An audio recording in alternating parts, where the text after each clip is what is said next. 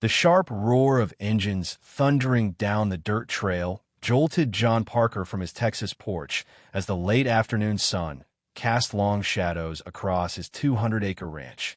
A deafening sound that sent a shiver through the warm April air, his rifle leaping to his hands as the coffee mug sat steady on the weathered boards. The lake's silver surface shimmering faintly in the distance, its calm a stark contrast to the tension knotting his gut. He stood tall, his heart pounding like a war drum in his chest. The burn scar on his forearm throbbing with a dull ache as he squinted toward the horizon, the wildflowers along the plains trembling in the evening breeze. Their vibrant colors a quiet promise of peace had fought to maintain, the faint lowing of cattle and the rustle of leaves drowned by the rumble of approaching bikes. A chorus of danger that echoed across the plains. After the legacy-saving victory over Horizon Tech, where John's ranch had been designated a protected military training facility, had hoped for a season to mend the ranch's wounds and Ethan's resolve, but now the air thrummed with danger, a new threat rising from the shadows of his past. And Head faced it with the steel of his 54 years, his hands calloused, not just from ranching, but from a life of combat. A past Head buried, but could never fully escape. The plains stretching wide and unbroken, the wildflowers enduring despite the storms that had come before. The Steel Vipers, a notorious biker gang tied to Grayson's network, roared up the trail. Their leader, Talon, grinning beneath his grizzled beard, his leather jacket adorned with patches from a dozen bloody encounters, his voice a low growl as he shouted, "This old man's gonna learn what happens when you mess with us," glancing at the ranch house in the distance. Rumor having spread that John had roughed up a couple of gang members who'd trespassed on his land a week before, the bikers not about to let that slide. Their thirst for payback a dark echo of Grayson's influence. The wildflowers along the trail's edge trampled under their wheels, their colors muted by the dust. The lake glowing gold as the sun dipped lower, its surface a mirror of the peace Talon sought to shatter. As the gang rolled up to the property, the sight before them seemed almost laughable. An old barn, a few cows grazing in the pasture, and John, a weathered man in his 50s, sitting on the porch, cleaning his rifle. His Stetson casting a shadow across the boards. "Hey, old man," Talon shouted, stepping off his bike. "You made a big mistake messing with my guys." John sighed, setting down the cloth, his voice steady. "They shouldn't have been on my land." One of the bikers chuckling. "We do what we want." John standing up slowly, rolling his shoulders. "That's so?" Talon smirking as he took a step forward, then freezing, the click of a rifle safety being turned off ringing through the air like a gunshot, the lake shimmering faintly beyond the ridge. Its calm a distant promise amidst the storm to come. From the tree line surrounding the ranch, shadows emerged. 6 figures, rifles raised, their movements sharp as steel, dressed in old fatigues. Their stance disciplined, Frank at the lead, his gray hair wild under his Stetson, his pistol gleaming, Mary Ellen with her shotgun, her braids swinging, Ethan and Jake with their rifles, Tom with his machete and Matt with binoculars, their faces set with determination, John cracking his neck. "You see, boys, I ain't just a rancher. I'm a retired sharpshooter. And these folks, they're my crew. We like to keep busy out here." Talon's bravado wavering as he noticed the calm, controlled expressions on the figures surrounding them. These weren't just ranchers. They were warriors who had survived countless battles. The wildflowers along the pasture's edge trembling in the breeze, the plains pulsing with the weight of survival. Their roots deep in the Texas soil. "You made a mistake," John said, lifting his rifle. "Now drop your weapons, or we'll be fertilism I field with biker blood." Talon gulping. All right, we're leaving." The bikers not hesitating, backing away, hopping on their bikes, and roaring off without looking back, John smirking as he watched them disappear over the hill. Turning to his crew, "Beer?" Frank chuckling. "Hell yeah." The ranch peaceful once more, the lake glowing silver in the distance, its calm returning as the evening deepened. The Steel Vipers didn't go far, Less than a mile down the trail, Talon pulling his bike over, kicking up a cloud of dust, his gang skidding to a stop beside him, their faces red with humiliation. "That old man made us look like fools," growled Bear, a towering brute with fists like sledgehammers, Talon's jaw clenching. "Yeah, but we ain't letting it slide. We just need a plan, Snake." Their wiry and cunning scout, smirking. "We hit him at night. They won't see us coming," Talon nodding, but deep down, something gnawed at him. John and his crew weren't ordinary ranchers. This wasn't going to be easy. The wildflowers along the trail's edge trampled under their wheels, the plains stretching wide and unbroken, their roots deep in the Texas soil. Nightfall at the ranch. John sat on his porch, sipping whiskey under the moonlight, knowing the bikers weren't gone for good. Men like that didn't take humiliation lightly inside the house. His crew, 6 battle-hardened allies, cleaned their weapons. "Think they'll come back?" asked Frank, his gray hair wild, his scars glinting in the lantern light. John chuckling, lighting a cigar. "I'd bet my best rifle on it." From the shadows, a pair of eyes glowed in the dark. John's German shepherd, Rusty, letting out a low growl, smelling trouble. John grinning. "That's our cue, boys." Flicking a switch inside the house, a set of motion-activated floodlights snapping on, bathing the ranch in white light, the lake glowing silver in the distance. Its calm a beacon of the peace they fought for.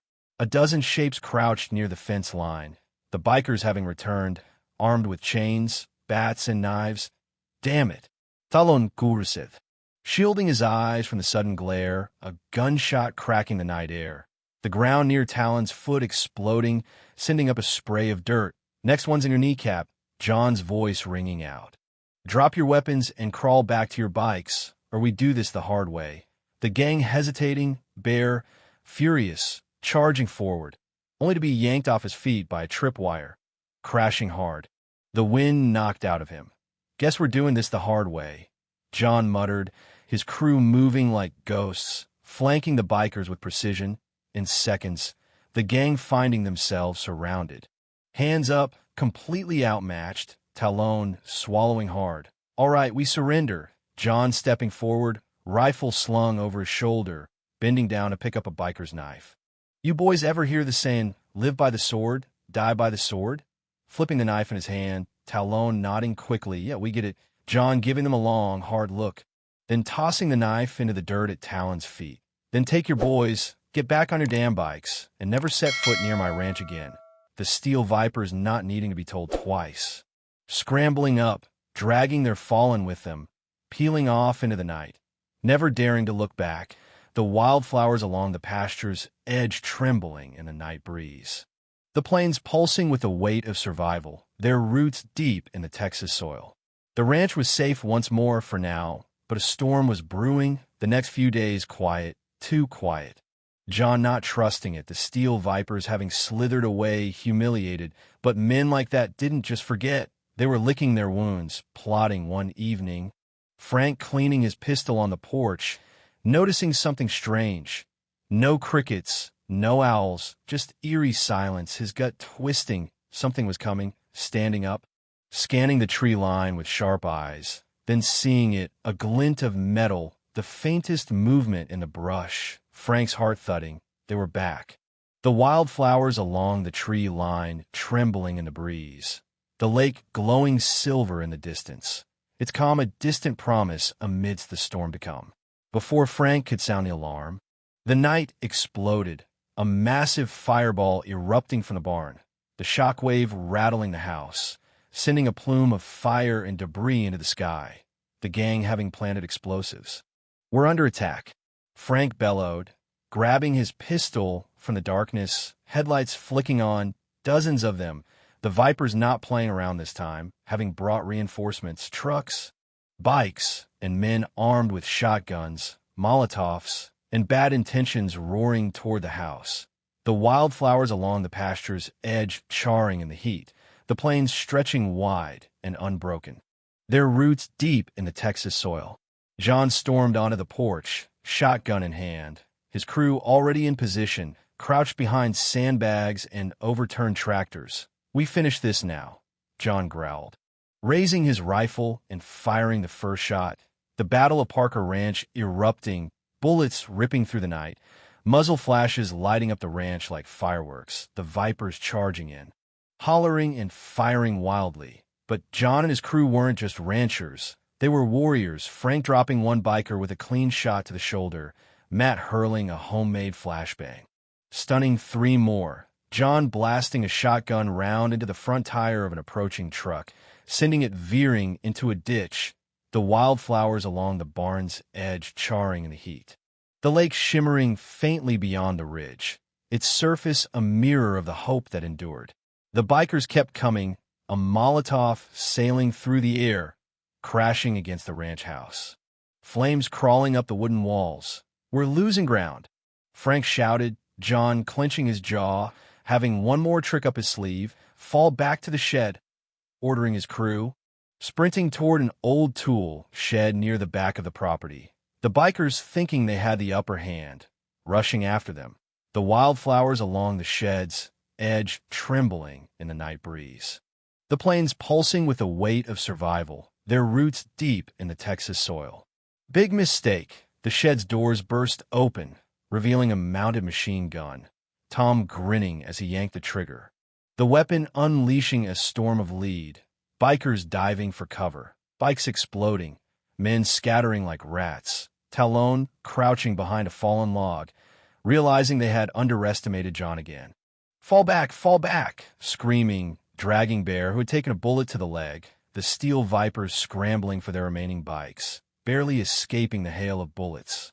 John letting out a long breath as he watched the last of the gang disappear into the night. The battle over. The wildflowers along the pasture's edge charred but enduring, their roots deep in the Texas soil. By dawn, the ranch house was still standing, battered but unbroken, smoke curling from the wreckage of the barn, but the ranch itself had survived. John standing at the edge of his property, Rusty sitting faithfully at his side, Frank walking up, shaking his head. "Think they'll be dumb enough to try again?" John smirking, adjusting his Stetson. "Doubt it. If they do, we'll be ready." Matt stepping out of the shed, wiping soot from his face. "So breakfast?" John chuckling, "Steak and eggs?" The crew laughing, heading inside as the sun rose over Parker Ranch. The lake glowing gold in the morning light, its surface smooth as glass, a testament to the peace they'd won. The crew gathered in the kitchen, coffee steaming in mugs, the air thick with the scent of roasted beans and the faint tang of gunpowder that clung to their clothes. Ethan slouched in a chair, his face steady, trust forged in the night's fire. The map spread wide across the table, the southern pasture marked in red ink, a testament to the day's battle. The lantern light casting long shadows over their weary faces. The lake glowing gold outside as the last rays of dusk faded, the plains stretching wide and unbroken, wildflowers battered but enduring, their roots deep in the Texas soil. "Vipers down," Frank said, leaning back, his pistol gleaming on his hip, his voice gravelly but sure. "But Grayson's still breathing. He's a shadow we can't shake." Mary Ellen poured coffee, her hand firm, her voice edged with steel. "Night held. Your aim's a wall, John. We'll stand." Jake grinned, his fists unclenching, soot still smudged on his face. "We broke him, Ethan too. He's steel now." Sarah nodded from the corner, her phone glowing with Hargrove's last update, her voice resolute. "Sheriff's hunting. Viper's trail's cold. We'll find a route." Matt tapped his laptop, fingers pausing as he met John's gaze, his tone sharp. "Bikers were tied to Dallas cache. Grayson's deep. They'll trace it. Won't stop till we know." Tom stood by the door, lantern dimming, his broad frame a silent pillar, his voice low but firm. "You'll watch the ridge. Plains are clear, but eyes ain't." John met Ethan's gaze across the table, the boy's eyes steady despite the weight of the day, his hands still steady from the fight, and John's voice cut through the room like steel tempered in fire. "You held today. Fought like a Parker. That's good. Keep it up, Ethan. The Vipers are just the start. We've got more coming." Ethan swallowed hard, nodding slow, his voice quiet but raw. "I will, Dad, swear it. No more running." The room fell silent, the lake glowing silver outside as the night deepened. the plains stretching wide and unbroken, wildflowers battered but enduring, their roots deep in the Texas soil. John rose, rifle close, stepping onto the porch where the air smelled of smoke and renewal, his eyes scanning the ridge where the fight had raged. The memory of Talon's retreat a bitter taste on his tongue, the legacy of his past await head carry until the end. Across the horizon, a light blinked, binoculars catching the starlight, then vanishing into the trees, a shadow still breathing in the darkness, a reminder that the fight was far from over, the wildflowers along the plains' edge blooming anew, their colors vibrant in the Texas night, the lake glowing silver in the distance, its calm a testament to the peace John had won, but the storm on the horizon a promise of battles yet to come.